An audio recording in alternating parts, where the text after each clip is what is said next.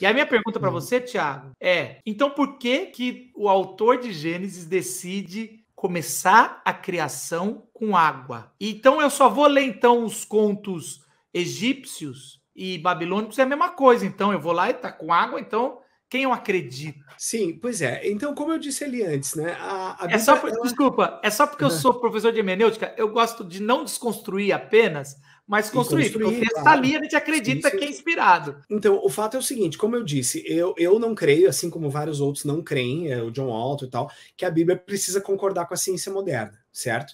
Ou seja, eu creio que é possível Deus se revelar, ser um texto autoritativo, inspirado, né? Bíblia, palavra de Deus, eu creio que é possível e que esse é o texto que Deus escolheu deixar com a gente, e sim, este texto ter elementos da cultura do povo que a escreveu. Aliás, essa é a interpretação ortodoxa do cristianismo, que nós não cremos em psicografia, nós cremos que Deus inspirou autores e que eles usam o seu intelecto, a sua cultura, e a Bíblia está cheia disso. Né? Jesus fazia isso, Jesus usou a sua cultura, o seu tempo para ensinar, para falar de princípios eternos e etc. Né? Falando, enfim, da realidade dele, de vinha, grão de mostarda e etc. Isso, etc. esse negócio do grão de mostarda, quando Jesus fala Esse o é menor bom. dos grãos, os caras Esse é falam, bom. mas não é, cientificamente a gente sabe.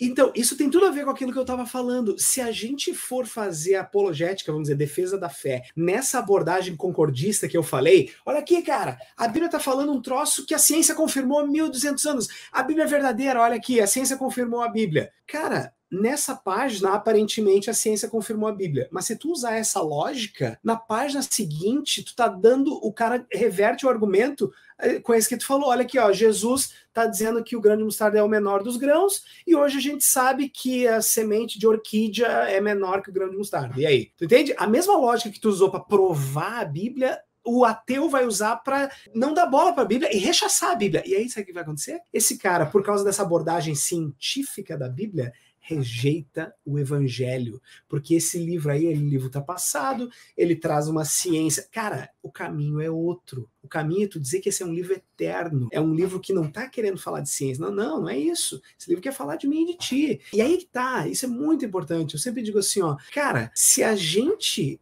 usa a ciência como critério de validação da escritura, ou seja, a Bíblia é verdadeira porque a ciência confirmou tal coisa. Olha aqui, a Bíblia tem antecipações científicas. Se a gente faz isso, quem está no pedestal, quem está em primeiro lugar, é a Bíblia, a palavra inspirada por Deus, ou é a ciência? Se a ciência é o critério de verdade da Bíblia, quem que tu botou no pedestal? Cara, isso é idolatria. Isso é pecado, isso está errado, e isso produz ateísmo. Porque aí a ciência confirma na página 1 e desconfirma na página 2. Entende? Cara, não é por aí. Não é por aí. E tem o segundo problema hermenêutico, é o seguinte, um dos princípios da hermenêutica é use o mesmo critério de interpretação. Não adianta você falar, aqui é científico, aqui não, Jesus só quis usar. Aqui em Gênesis 7, o dilúvio, as comportas é uma poesia.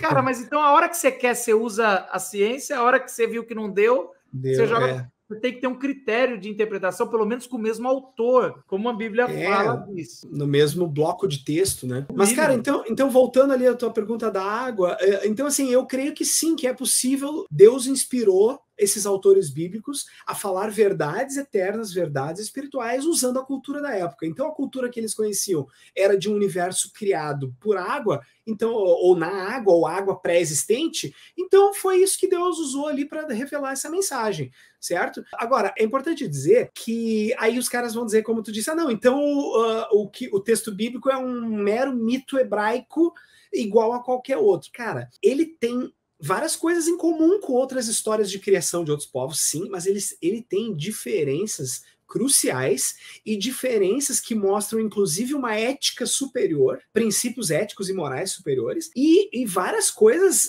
de revelação de princípios eternos que são maravilhosos. Então, por exemplo, quem já leu ou já estuda isso, já deve ter ouvido falar no Enuma Elish, né? Enuma Elish, tem gente que chama, que é um texto famoso, babilônico, que se chama Quando no Alto, né? E o texto de Gênesis tem muitos paralelos com o Enuma Elish, né? Tem várias coisas em comum com esse texto babilônico. Beleza, tem várias coisas em comum. Por exemplo, essa visão visão de cosmos é parecida, pilares da Terra, firmamento e tal. Mas, cara, o Enuma Elish mostra o cosmos sendo criado numa briga de deuses, numa confusão, num negócio lá bizarro, várias coisas. E outra, principalmente no motivo pelo qual os deuses criam o ser humano. O ser humano no Enuma Elish é criado para servir os deuses, são escravos dos deuses. E aí vem a história hebraica e diz, não, peraí, não é uma briga de Deus, não. É um cosmos ordenado que Deus passa a ordenar através de uma série de separações e depois de decoração, o Tohu Vabohu que a gente falou lá no final. Tohu,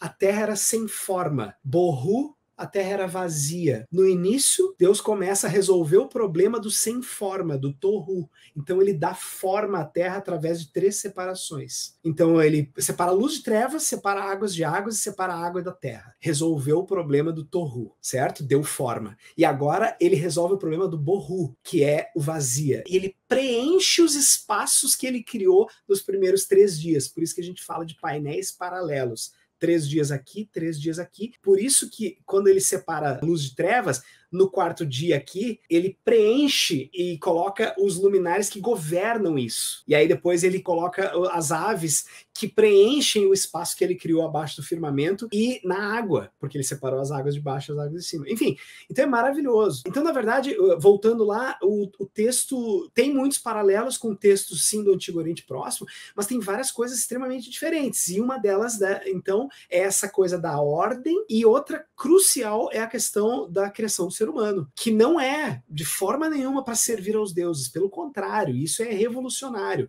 é um texto revolucionário, de que o ser humano vai representar Deus na Terra. Isso aí tipo, é ímpar, praticamente ímpar no Antigo Oriente Próximo, né, de Deus colocar alguém, o ser humano, como não como servo dos deuses. E tem vários outros daí que a gente poderia comentar de coisas sensacionais e revolucionárias. A questão dos luminares, né, que não são nem nomeados no texto. Por quê? Por que não nomeia? Porque isso eram divindades. Então, na verdade, o texto de Gênesis, ele tá Tiago, vai devagar, sarro. Tiago, vai devagar. O texto está tirando um sarro, na verdade. Esse negócio que se chama de deuses é o luminar maior e o luminar menor, ou seja, são serviçais do Deus Altíssimo, do único Deus. Não é uma briga de deuses que criou esse negócio todo, é o único Deus verdadeiro que é o nosso Deus do povo hebreu. Você sabe, é maravilhoso, Thiago, né? É maravilhoso, isso é maravilhoso. O John Walton tem uma história muito legal de um cara que foi para um teatro e pegou trânsito, ele chega 20 minutos atrasado. Uhum. E aí ele vira para a pessoa do lado e pergunta, eu perdi o começo, como é que foi? Aí o cara falou, não, o começo desse teatro era um campo vazio aqui, era lá em Nova York, né? No século XVIII, finalzinho, eles começaram com projetos. Aí o cara, não é isso que eu tô perguntando. Eu tô perguntando sobre essa peça. Qual é que começou? Aí a pessoa da frente vira para trás e fala, começou com Shakespeare, essa peça é de Shakespeare, é um cara do século tal. Aí ele, não é isso, gente, eu tô falando dessa aqui, ó. Essa que a gente tá vendo. Essa começou há 5 meses atrás, quando a gente chamou o elenco, e aliás, o melhor cara do elenco e tal. E aí ele fala, meu Deus, gente, como é que isso começou? Aí o cara do lado fala, não, o primeiro ato que você perdeu, tal, tal, tal. E aí ele coloca, eu achei, o John Walton, gente, vocês podem...